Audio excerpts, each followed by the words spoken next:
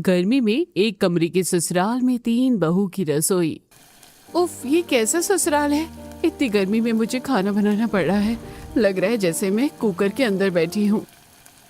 राधा पसीने में तरबतर होकर गैस पर सब्जी बना रही थी। तभी उसका ध्यान निक्की पर जाता है, जो आटा गूंथने की कोशिश कर रही थी। उसके हाथों में, चेहरे पर, यहाँ तक कि उसके नाक पर भी आटा लगा हुआ था, पर हाथ में आटे से ज्यादा पानी था। हे भगवान, ये कैसा आटा है। जितना पानी डाल रही हूँ ये उतना ही मेरे हाथों में चिपक रहा है। अरे ओ महारानी, तूने आटे में पानी डाला है या पानी में आटा? ये रोटियां बनेगी या तू इसका पकोड़ा तलने वाली है? राधा निक्की के मजाक उड़ा रही थी कि तभी सुमन दाल में छौंक लगाती है। मिर्ची छौंकने की वजह से तीनों बहुएं बुरी तरह से खांसने लगती हैं। अरे सुमन, ये क्या कर रही है? हमें मारने का इरादा है क्या? एक तो ये गर्मी, ऊपर से ये मिर्च का धुआं। ऐसे कोई छौंका लगाता है क्या? अब दाल में तड़का लगाऊंगी तो धुआं तो उठेगा ही ना। इसमें मेरी क्या गलती है? ये कमरा ही इतना छोटा है कि धुआं बाहर जाने की जगह ही नहीं है। राधा और सुमन खांसते हुए एक दूसरे से बहस करने लगती हैं। वहीं निक्की अभी भी आटा गूंथने की कोशिश कर रही थी। आखिर ये तीनों बहुएं एक कमरे के ससुराल में अपनी 3 अलग अलग रसोई क्यों कर रही थी, और निक्की ने आटे का इतना बुरा हाल क्यों किया था, ये जानने के लिए कहानी में पीछे चलते हैं। अरे राजू, जल्दी कर, आज मंडे है, ऑफिस के लिए पहले ही लेट हो रहे हैं। नाश्ता किया तूने? अमित सोफे पर बैठकर अपने जूते के फीते बांध रहा था। हाँ भैया, बस आ रहा हूँ, 2 मिनट। राजू अपने बाल सेट करके ऑफिस के लिए निकल रहा होता है कि तभी उसका फोन बजने लगता है। राजू कॉल देखकर थोड़ा घबरा जाता है और फोन उठाकर बालकनी की तरफ चला जाता है। हाँ बेबी बोलो, क्या बात है? मैं अभी ऑफिस निकल रहा हूँ। राजू, मेरे पापा ने मेरे लिए एक लड़का देखा है और वो लोग इस संडे को मुझे देखने आ रहे हैं। अगर तुमने आज ही अपने घर पर हमारी शादी की बात नहीं की तो भूल जाना मुझे। हमारी लव स्टोरी का दी एंड समझो। अरे निक्की, शांत हो जाओ, मेरी बात तो सुनो। मेरे दोनों बड़े भैया की शादी नहीं हुई है अभी, मैं कैसे? Hello hello. निक्की फोन काट देती है। राजू परेशान होकर वापस लिविंग रूम में आता है और सोफे पर बैठ जाता है। क्या हुआ छोटे, सुबह सुबह भाभी की डांट पड़ गई क्या? चेहरा क्यों उतरा हुआ है? भैया, निक्की के घर वाले उसकी शादी तय कर रहे हैं। उसने अल्टीमेटम दे दिया है। आज ही मुझे मम्मी पापा से बात करनी पड़ेगी, वरना वो मुझे छोड़ देगी। राजू की बात सुनकर अमित और सुमित एक दूसरे की तरफ देखने लगते हैं। अरे राजू, तू परेशान मत हो। तू निक्की से बोल के हम संडे घर आ जाकर मम्मी पापा से बात करेंगे। तब तक किसी तरह से बस मैनेज कर ले। भैया, यू आर द बेस्ट। बस किसी तरह मेरी निक्की से शादी करवा दीजिए। अरे तेरी शादी हम करवा देंगे छोटे, पर अभी तू ऑफिस चल। सुमित की बात मानकर तीनों भाई ऑफिस चले जाते हैं। देखते ही देखते संडे का दिन आ जाता है। तीनों भाई अपने घर जाते हैं। रामलाल टीवी पर न्यूज देख रहे थे। मोहिनी डाइनिंग टेबल पर खाना लगा रही थी। तीनों भाई एक लाइन में अपने मम्मी पापा के सामने खड़े होते हैं। अरे तुम तीनों आज अचानक एक साथ घर आ गए, क्या बात है? माँ, मैं एक लड़की को पसंद करता हूँ, उससे शादी करना चाहता हूँ। क्या कहा? शादी करना चाहते हो? लेकिन अभी तो तुम्हारे दोनों बड़े भाइयों की शादी नहीं हुई। बड़ों से पहले छोटे की शादी? दिमाग तो खराब नहीं हो गया है तुम्हारा? लोग क्या कहेंगे? माँ, लोगों को क्या है, वो तो कुछ न कुछ कहते रहते हैं। निक्की बहुत अच्छी लड़की है। अगर आपने हाँ नहीं की तो उसकी मम्मी पापा उसकी शादी कहीं और कर देंगे। माँ, मैं उसके बिना नहीं रह सकता। अरे मोहिनी, राजू ने लड़की पसंद कर ली है तो हम उसकी शादी करवा देते हैं। और रही बात अमित की, तो उसके लिए मैंने एक लड़की देखी है। मैंने सोचा था जब ये लोग घर आएंगे तो मैं इस बारे में बात करूंगा। वैसे लड़की तो मैंने भी सुमित के लिए देखी है। उसका नाम सुमन है। सुमित और सुमन की जोड़ी खूब जमेगी। मैंने सोचा था अमित की शादी के बाद हम सुमन के घर वालों से बात करेंगे, लेकिन इन लोगों ने तो पहले ही खिचड़ी पका ली।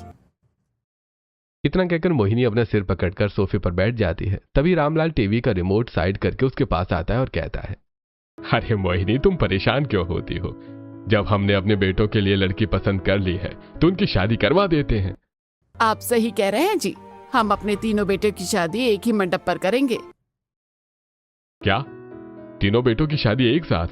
अरे अगर हम 3 बहू एक साथ लेंगे तो कहीं कोई प्रॉब्लम तो नहीं हो जाएगी? तीनों बहू हमारे घर में एडजस्ट कैसे करेंगे, और वो हमारा घर संभाल पाएंगे या नहीं? आप चिंता मत कीजिए जी, मैंने अपनी तीनों बहू के लिए कुछ सोच रखा है। मैं भी देखती हूँ कि ये तीनों मेरे बनाए हुए नियमों पर कैसे खरी उतरती है। मेरा टेस्ट तो इन्हें पास ही करना पड़ेगा। मोहिनी, तुम्हारे दिमाग में क्या चल रहा है? अरे कुछ नहीं जी, आप वो सब छोड़िए ना और तीनों बेटों की शादी की तैयारी करवाइए। रामलाल अपने तीनों बेटों की शादी की तैयारी बड़ी धूमधाम से करता है और फिर तीनों बेटों की शादी एक ही मंडप में हो जाती है। तीनों बेटे अपनी पत्नी के साथ घर आ जाते हैं। मोहिनी हाथ में आरती का थाल लेकर अपनी तीनों बहू का स्वागत करती है। अरे वाह, मेरे ससुराल तो कितना बड़ा और शानदार है, यहाँ तो एसी भी लगा हुआ है। तीनों बहुएं अपने आलीशान ससुराल को देखती हैं और मन ही मन खुश होती हैं।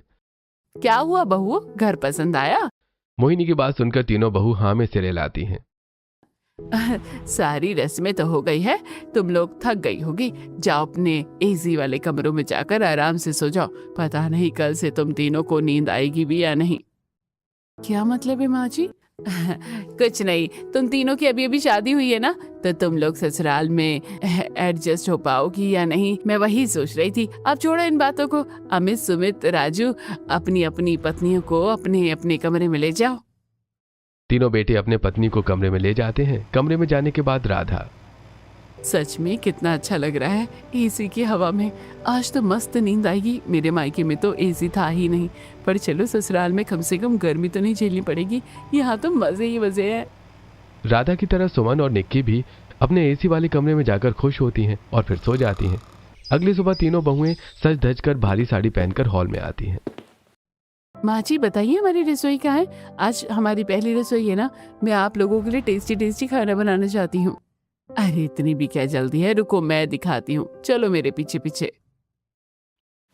मोहिनी अपनी तीनों बहुओं को अपने आलीशान बंगले के बाहर ले जाती हैं। बाहर एक पुराना एक कमरे का बड़ा घर था। उसकी छत टीन की थी। मोहिनी उसे घर की तरफ इशारा करती है। ये है तुम्हारा एक कमरे का ससुराल। अब से तुम तीनों को यहीं रहना होगा और तुम्हारी पहली रसोई भी यहीं होगी। माँ जी, आप हम लोगों से मजाक कर रही हैं? ऐसा मजाक कोई करता है क्या? हमारा तो इतना बड़ा घर है, हमारी रसोई तो अंदर होगी ना। सुमन बहू, मैं कोई मजाक नहीं कर रही। ये हमारे घर का रिवाज है कि हर नई नवेली बहू को इस एक कमरे के ससुराल में रहना पड़ता है और यहीं अपनी रसोई करनी पड़ती है। और क्योंकि तुम तीनों की शादी एक साथ हुई है, तो अब इस कमरे के ससुराल में तुम तीनों को यहाँ एक साथ रहना होगा और यही तुम तीनों की रसोई भी होगी। लेकिन माँ जी, हम तीनों यहाँ पर कैसे रहेंगे? जब मैं भी नई बहू बनकर आई थी ना, तब मैंने भी इसी एक कमरे के ससुराल में अपनी रसोई की थी। तुम लोग इसे एक चैलेंज की तरह समझो। तुम तीनों में से जो इस एक कमरे के ससुराल में रहकर अपनी रसोई को सबसे अच्छे से संभालेगा, घर की चाबियां और मेरी सासू माँ की पुश्तैनी जेवर उसी को मिलेंगे। माँ जी, हम तीनों अगर यहाँ पर एक साथ खाना बनाएंगी तो कैसे पता चलेगा कि हम में से ज्यादा अच्छा खाना कौन बनाता है? इसलिए तो अब तुम तीनों देखो, तुम लोग क्या करोगी। जो सबसे अच्छे से रसोई संभालेगी उसे ही हमारे घर की चाबियां मिलेगी। मैं तो इन दोनों के साथ खाना नहीं बनाऊंगी। मैं तो बहुत अच्छा खाना बनाती हूँ। मैं तो अलग खाना बनाऊंगी, वरना पता चला कि इन लोगों ने मेरे हिस्से का क्रेडिट ले लिया। मुझे कोई प्रॉब्लम नहीं है, तुम तीनों को जैसा करना है करो। मोहिनी की बातें सुनकर सबसे छोटी बहू निक्की के डर के मारे पसीने छूटने लगते हैं। हे भगवान, अब मेरा क्या होगा? मैं खाना कैसे बनाऊंगी? मुझे तो कुछ समझ ही नहीं आ रहा है। छोटी बहू, क्या हो गया? तुम इतनी परेशान क्यों हो रही हो और तुम कुछ बोल क्यों नहीं रही हो? कुछ नहीं माँ जी। अच्छा ठीक है, अब तुम लोगों को तो यहीं रहना है।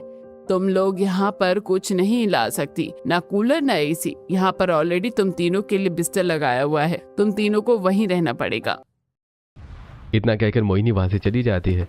तीनों बहू अपने एक कमरे के ससुराल के अंदर जाती हैं।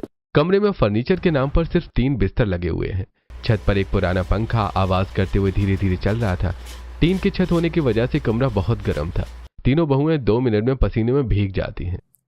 हाय राम जी, ये कैसा कमरा है, इतनी गर्मी। मुझसे तो यहाँ 1 मिनट खड़ा नहीं हुआ जा रहा।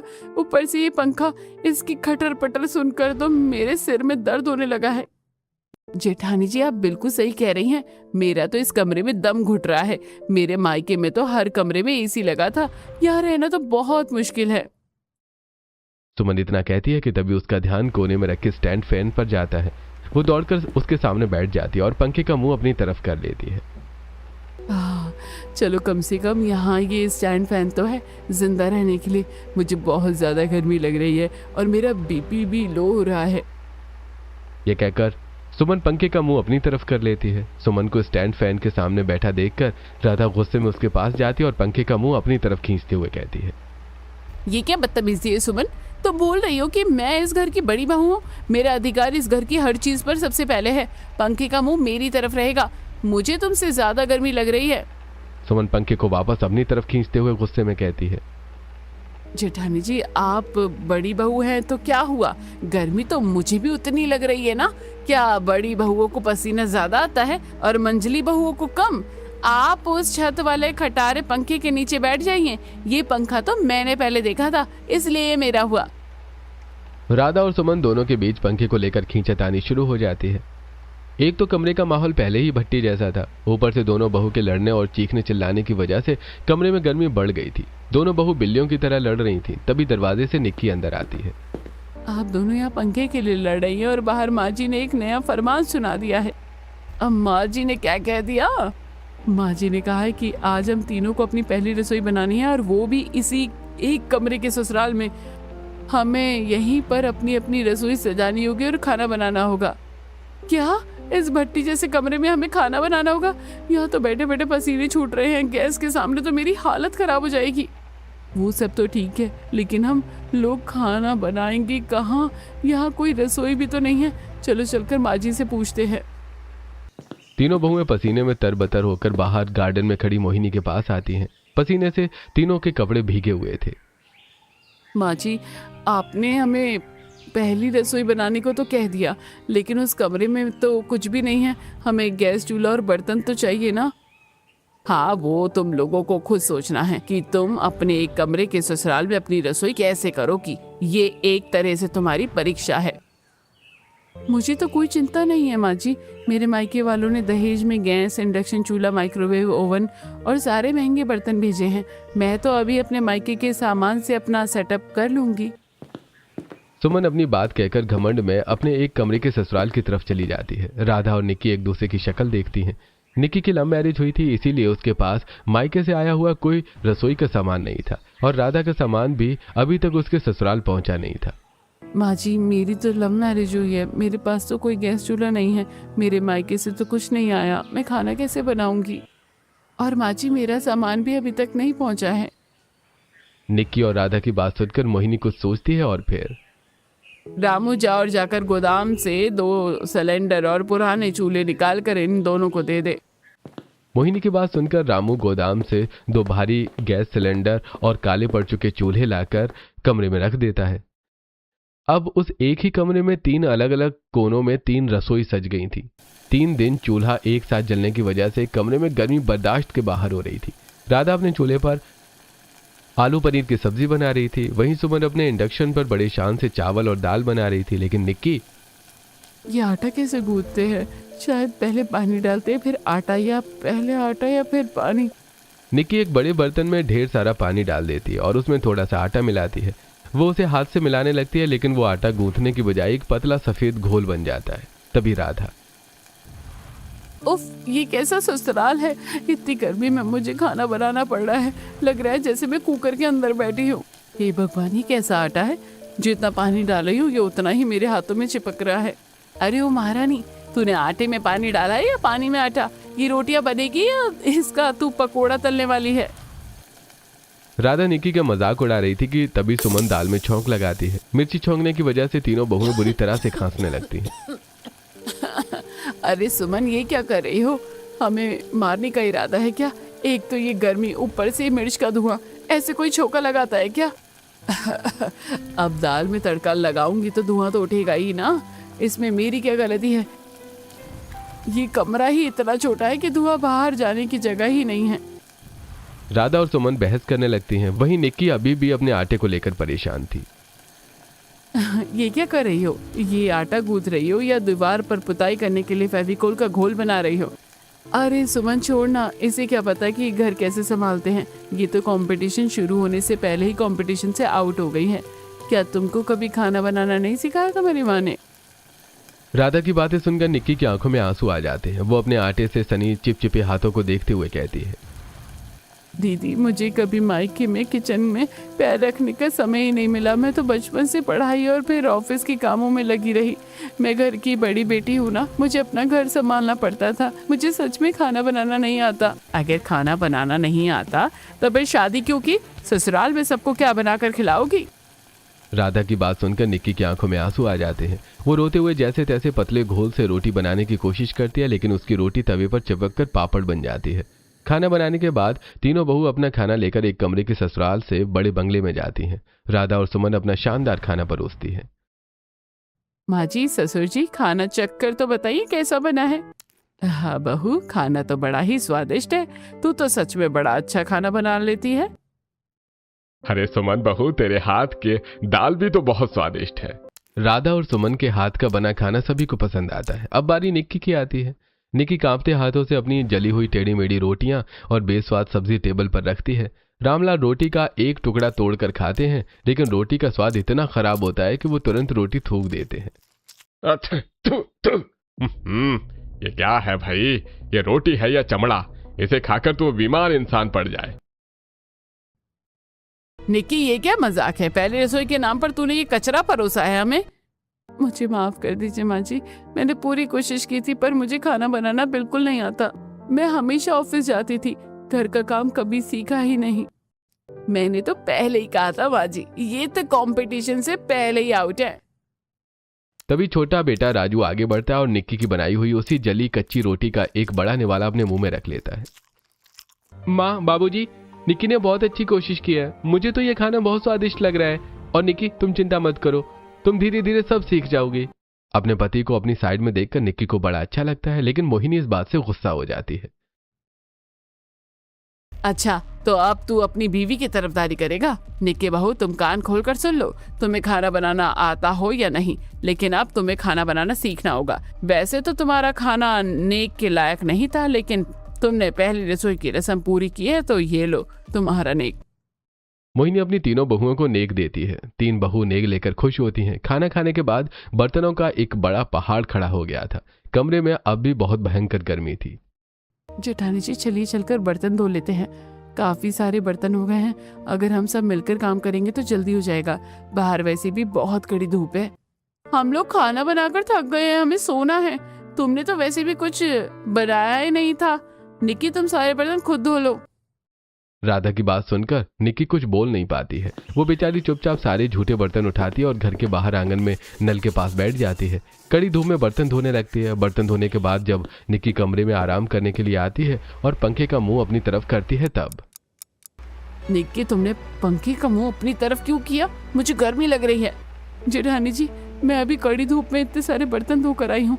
पंखा थोड़ी देर मेरी तरफ चलने दीजिए, फिर अपनी तरफ कर लीजिएगा। मुझे भी सोना है। निक्की, अगर तुम्हें सोना है तो गर्मी में सो। पंखे का मुंह तो मेरी तरफ ही होगा।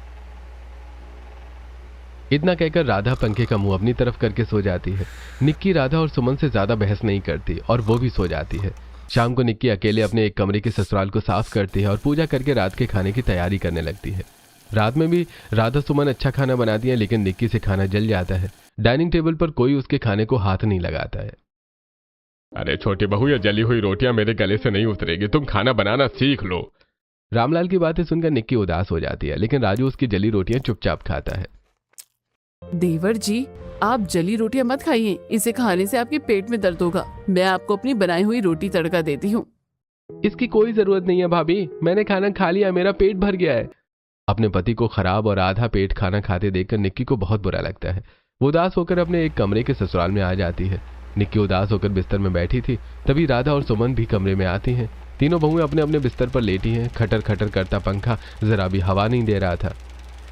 हे राम, इतनी ज्यादा गर्मी है कि ये बिस्तर भी काटने को दौड़ रहा है।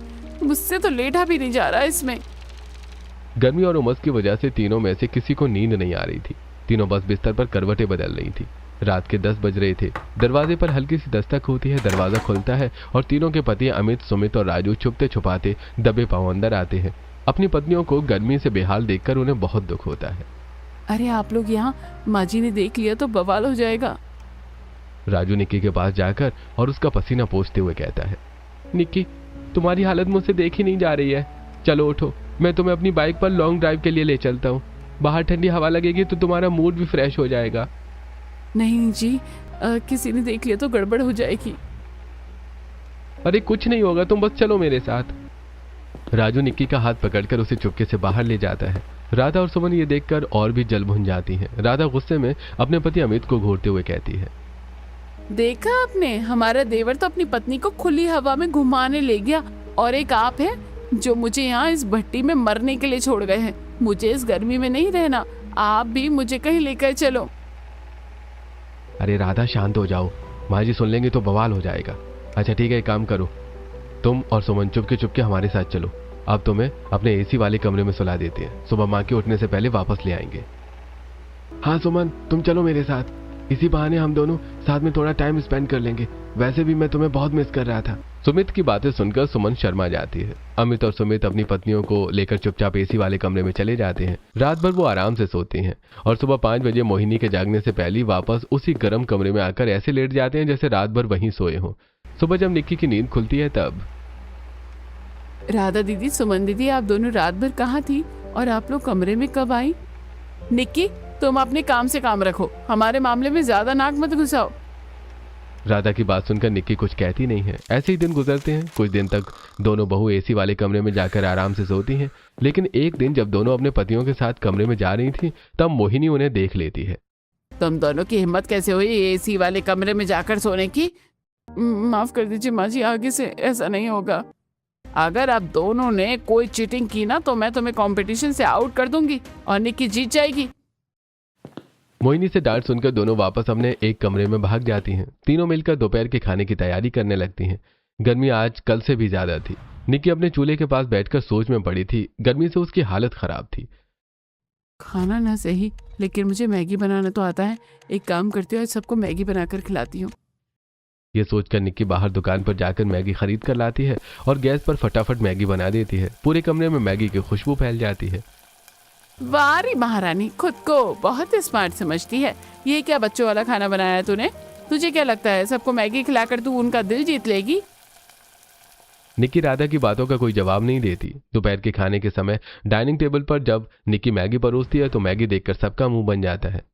अरे हमारे घर में दोपहर के खाने में मैगी खाई जाएगी? अब जाकर दाल चावल बनाना सीख। पिताजी आप गुस्सा क्यों कर रहे हैं? मुझे तो मैगी बहुत पसंद है। निक्की ने बहुत अच्छी बनाई है, आप लोग भी एक बार खाकर देखिए ना। राजू तू चुप कर। और निक्की, तू तो आजकल की मॉडर्न बहू है, यूट्यूब पर देखकर खाना बनाना सीख। आजकल तो लोग फोन में देखकर रॉकेट बना लेते हैं और तू खाना बनाना नहीं सीख सकती? मोहिनी से डांट सुनकर निक्की को बुरा तो लगता है, लेकिन वो खुश भी होती है कि मोहिनी उसे खाना बनाना सिखाने का रास्ता दिखा रही है। सबको खाना देने के बाद दोपहर में राधा और सुमन पसीने में तर होकर सो रही थीं। तब निक्की फोन पर खाना बनाने के तरीके देखती है। अगर मैं वीडियो में बताए तरीके से खाना बना लेती हूँ तो मेरा खाना खराब नहीं होगा। निक्की रोटी चावल सब्जी बनाने वाली वीडियो को सेव कर लेती है और रात में जब खाना बनाने की बारी आती है तो वो वीडियो देखकर रोटी, सोयाबीन की सब्जी और मीठे में कस्टर्ड बनाती है। अरे वाह छोटी बहू, तेरे हाथ में तो बड़ा स्वाद है। तू तो बहुत ही स्वादिष्ट खाना बनाती है। अच्छा है, ऐसे ही धीरे धीरे तू खाना बनाना सीख और हमें अच्छा अच्छा खाना बनाकर खिला। हाँ निक्की, खाना तो सच में बहुत टेस्टी बना है। तुम ट्राई करती रहो, तुम खाना बनाना सीख जाओगी। घर वालों के मुंह से खाना की तारीफ सुनकर निक्की खुश हो जाती है। वहीं राधा और सुमन निक्की से जलने लगती हैं, सुमित को घूरते हुए। निक्की के हाथ का खाना बड़ा ही टेस्टी लग रहा है इनको। मेरे हाथ के खाने की कभी इतनी तारीफ नहीं की। उनकी खबर तो मैं लूंगी। ऐसे दिन गुजरते हैं। अब राधा और सुमन के साथ निक्की भी अपने घर वालों को अलग अलग स्वादिष्ट खाना बनाकर खिलाने लगी थी। यूट्यूब से वीडियो देखकर उसने काफी अच्छा खाना बनाना सीख लिया था। एक दिन तीनों बाजार लेने के लिए साथ में जाती हैं। उफ, कितनी ज्यादा गर्मी है और सुबह के वक्त भी बाजार में इतनी भीड़ है। तीनों एक ठेले वाले के पास जाती हैं। उसके पास सिर्फ एक ही कद्दू बचा था। राधा और सुमन की नजर एक साथ उस कद्दू पर पड़ती है। दोनों कद्दू को पकड़ लेती हैं। ये कद्दू पहले मैंने देखा है, इसे मैं खरीदूंगी। बिल्कुल नहीं दीदी, कद्दू का रायता मैं बनाऊंगी। दोनों के बीच कद्दू को लेकर बीच बाजार में छीना झपटी शुरू हो जाती है। लोग उन्हें देखकर हंसने लगते हैं। तभी निक्की आगे आती है और बिना कुछ कहे सब्जी वाले को पैसे देकर कद्दू खरीद लेती है। भैया आपने इस कद्दू को क्यों बेचा? कद्दू मुझे खरीदनी थी। अरे बहन जी, आप लोग तो लड़ रही थी। इन बहन जी ने मुझे पैसे दे दिए तो मैं कद्दू बेच दिया। सब्जी वाले की बात सुनकर राधा और सुमन लड़ना बंद करती हैं। फिर दूसरी दुकान से अलग अलग सब्जी लेकर दोनों घर वापस आ जाती हैं। घर आने के बाद तीनों खाना बनाने में लग जाती हैं। निक्की यूट्यूब पर देखकर कद्दू का रायता बनाती है। मोहिनी जैसे कद्दू के रायते का पहला चम्मच अपने मुंह में रखते हैं उसका चेहरा खुशी से खिल जाता है। वाह, क्या लाजवाब रायता बनाया आज। राधा बहू, मुझे पूरा यकीन है कि ये रायता पक्का तूने ही बनाया होगा। तेरे हाथों में तो सच में जादू है। नहीं माँ जी, ये रायता मैंने नहीं, निक्की ने बनाया है। मुझे तो लगा था कि ये कुछ नहीं कर पाएगी, लेकिन इसने तो कुछ ही दिनों में अच्छा खाना बनाना भी सीख लिया। देखा ना माँ, मैंने कहा था निक्की खाना बनाना सीख जाएगी, और अब देखो वो कितना अच्छा खाना बनाने लगी है। परिवार वाले निक्की के हाथ का बना खाना खाकर काफी खुश थे, लेकिन निक्की की तारीफ सुनकर राधा और सुमन की जलन बढ़ने लगी थी। सुमन, आजकल जिसे देखो वो निक्की के खाने की तारीफ कर रहे हैं। हमें कुछ तो करना पड़ेगा। सही कह रही हो दीदी आप। ऐसे ही हम उसे तारीफ बटोरने नहीं दे सकते। हम उसकी खाने को खराब कर देंगे। अगले दिन जब तीनों बहू अपने एक कमरे के ससुराल में रसोई कर रही होती हैं कि तभी निक्की, माँ जी तुम्हें बुला रही है, जाकर देखो कहीं कोई काम तो नहीं। राधा की बात मानकर निक्की बंगले में मोहिनी के पास जाती है। तभी सुमन निक्की की सब्जी में मिर्ची डाल देती है। जब निक्की वापस आती है तो वो खाना परोसने से पहले एक कटोरी में खाना निकालकर खाने को टेस्ट करती है। अरे ये क्या, सब्जी में तो मिर्ची तेज कैसे हो गई? निक्की सब्जी में मिर्ची कम करने के लिए YouTube पर वीडियो देखती है और फिर उसमें आटा गूंथकर छोटी लोई डाल देती है, जिससे सब्जी में मिर्च बैलेंस हो जाती है। डाइनिंग टेबल पर आज तो मजा आएगा जब निक्की को डांट पड़ेगी। सुमन निक्की को डांट पड़ने का सोचकर खुश हो रही थी, लेकिन उसकी चाल उल्टी पड़ जाती है। निक्की, तुम दिन पर दिन तो मास्टर शेफ होती जा रही हो। कितना अच्छा खाना बनाया है तुमने। निक्की की तारीफ सुनकर दोनों बहू का चेहरा लटक जाता है। राधा और सुमन मिलकर निक्की के खाने को खराब करने की कोशिश करती है, लेकिन निक्की हर बार अपना खाना ठीक कर लेती थी। ऐसे ही दिन गुजरते हैं। दिन पर दिन गर्मी बढ़ने लगती है। तीनों बहू गर्मी में खाना बनाकर परेशान हो चुकी थी। राधा गर्मी से बचने के लिए कम खाना बनाने लगी थी और सुमन ढाबे से खाना लेकर आने लगी थी। एक रात जब सभी खाना खा रही थी तब बहू, ये सब क्या है? मैं देख रही हूँ आजकल तुम लोग ठीक से खाना नहीं बना रही हो। राधा बहू, तुमने सुबह की सब्जी और रोटी दी है खाने के लिए, और सुमन बहू, तुम ढाबे से खाना क्यों लेकर आ गई हो? माँ जी, गर्मी बहुत ज्यादा है, खाना बनाने का बिल्कुल मन नहीं करता। गर्मी क्या तुम दोनों को ही लगती है सर? निक्की भी तो खाना बना रही है। अगर तुम दोनों से एक कमरे के ससुराल में रसोई संभाली नहीं जा रही है तो बोलो, मैं घर की चाबियां और जेवर निक्की को ही दे देती हूँ। नहीं नहीं माँ जी, ऐसा मत कीजिए, हम लोग अच्छे से खाना बनाएंगे। मोहिनी की डांट सुनकर राधा अब और सुमन दोनों सुधर जाती हैं। अब तीनों बहू मिलकर अपने ससुराल वालों के लिए अच्छा खाना बनाने लगी थी। एक दिन तीनों बहू गर्मी से परेशान होकर खाना बना रही थी कि तभी अपने कमरे की खिड़की से मोहिनी उन तीनों को देखती है। तीनों धीरे धीरे साथ मिलकर काम करना सीख रही हैं। बस कुछ ही दिनों की बात है, फिर मैं उनकी परीक्षा खत्म कर दूंगी। फिर तीनों बहू को भी घर की जिम्मेदारी और जेवर दे दूंगी। ये सब सोचकर मोहिनी वापस अपने कमरे के अंदर चली जाती है, लेकिन एक कमरे के अंदर 3 चूल्हा जलने की वजह से घर बहुत ज्यादा गर्म हो गया था। गर्मी की वजह से अचानक सुमन को चक्कर आता है और वो निक्की के चूल्हे पर गिरने वाली होती है। तभी जल्दी से निक्की उसे पकड़ लेती है। हे भगवान, आज तो मेरी जान चली जाती। थैंक यू निक्की, अगर तुमने नहीं पकड़ा होता तो पता नहीं मेरे साथ क्या होता। सुमन, आज तो तुम्हारे साथ हुआ है, कल को मेरे या निक्की के साथ भी हो सकता था। इतनी गर्मी में हमारा ऐसे खाना बनाना ठीक नहीं है। दीदी, मुझे लगता है कि हमें अपने एक कमरे के ससुराल में 3 रसोई नहीं बल्कि 1 रसोई करनी चाहिए। एक गैस पर खाना बनाने से गर्मी ज्यादा नहीं होगी और तीनों मिलकर खाना बनाएंगे तो जल्दी खाना बन जाएगा। एक हादसे से तीनों बहू को अपनी गलती का एहसास हो जाता है। निक्की बिल्कुल सही कह रही है। अब हमारे एक कमरे के ससुराल में 3 बहू की 1 रसोई होगी। सुमन थोड़ा पानी पीती और फिर तीनों बहू अपने अलग अलग रसोई को हटाकर एक रसोई बनाती हैं और उसमें खाना बनाने लगती हैं। निक्की रोटी बनाती है, सुमन सब्जी काटती है, राधा खीर बनाती है। क्या बात है, आज तुम तीनों ने अलग अलग खाना नहीं बनाया बल्कि एक साथ खाना बनाया। हाँ माँ जी, क्योंकि हमें अपनी गलती समझ आ गई है। अब से हम तीनों अलग नहीं बल्कि एक साथ खाना बनाएंगे। आज तुम तीनों ने मेरी असली परीक्षा पास कर ली है। मैं चाहती थी कि तुम आपस में मुकाबला करने के बजाय मिलजुल कर रहना सीखो। मोहिनी अपने कमरे में जाती है, पुश्तैनी जेवर और चाबियां लेकर आती है। वो तीनों बहू को एक जैसे गहने देती है, जिसे देखकर तीनों बहुत खुश होती हैं और एक दूसरे को गले लगा लेती हैं।